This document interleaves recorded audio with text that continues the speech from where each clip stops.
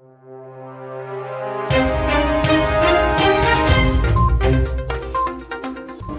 to Our India News Hour.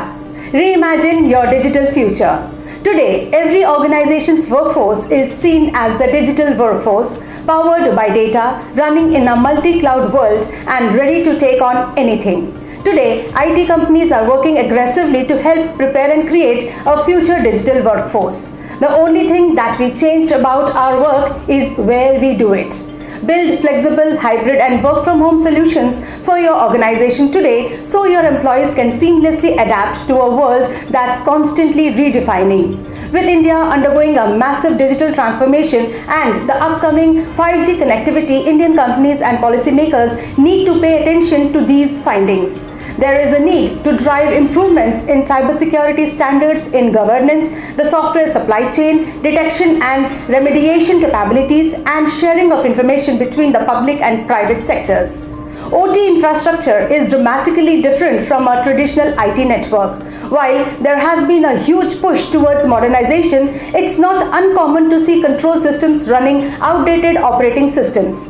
Windows NT and XP still exist in large numbers in OT networks. This is partly due to systems that may have been in place for 20 years and cannot be readily upgraded due to 24/7 demand or replacement being cost prohibitive.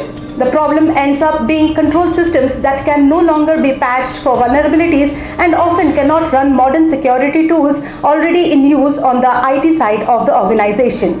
IT and OT security are very different animals, but organizations cannot afford to look at them as separate entities. IT and OT teams must work together to form an overreaching security approach that utilizes the right tools for each environment and rolls security information up into a single pane of glass. Let's look into today's headlines in Var India. US recovers $2.3 million bitcoins paid in the Colonial Pipeline ransom. US law enforcement officials said they were able to recover $2.3 million in Bitcoin paid in the Colonial Pipeline ransom. Today, we turn the tables on DarkSide. Lisa Monaco, Department of Justice Deputy Attorney General, said during a press briefing, adding that the money was seized via a court order. Criminals behind these types of cyber attacks typically demand a ransom in exchange for the release of data. Using law enforcement authority, victim funds were seized from that wallet, preventing DarkSide actors from using them. India's notebook shipments more than doubled to 2.5 million in Q1 2021.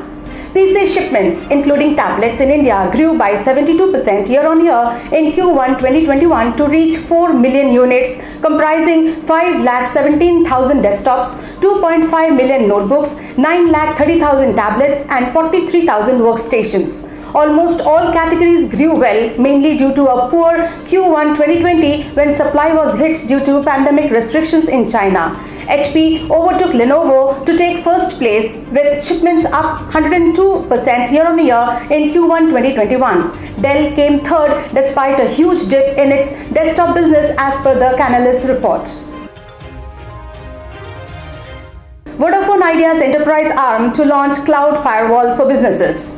Vodafone Idea's enterprise arm, VI Business, launched a new security offering, VI Cloud Firewall, a cloud-deployed security solution for enterprises in partnership with First Wave Cloud Technology. The new security offering comes with the new firewall features like a gateway, antivirus, DDoS protection, secure VPN, data loss prevention, content filtering, real-time intelligence, amongst others. ISRO develops 3 types of ventilators to fight COVID-19. ISRO has developed 3 types of ventilators and has offered to transfer the technology to industry for clinical usage amid the second wave of COVID-19. ISRO intends to transfer the technology of these 3 ventilators, that is Prana, VAU and SVASTA, to PSUs or industries or startups that possess a record in the manufacture of critical medical or electronic equipment manufacturing. The low-cost and portable critical care ventilator Prana, that is PRANA, that is Programmable Respiratory Assistant for the Needy Aid, is based on the automated compression of an AMBU, that is Artificial Manual Breathing Unit bag. Cashfree has received investment from State Bank of India.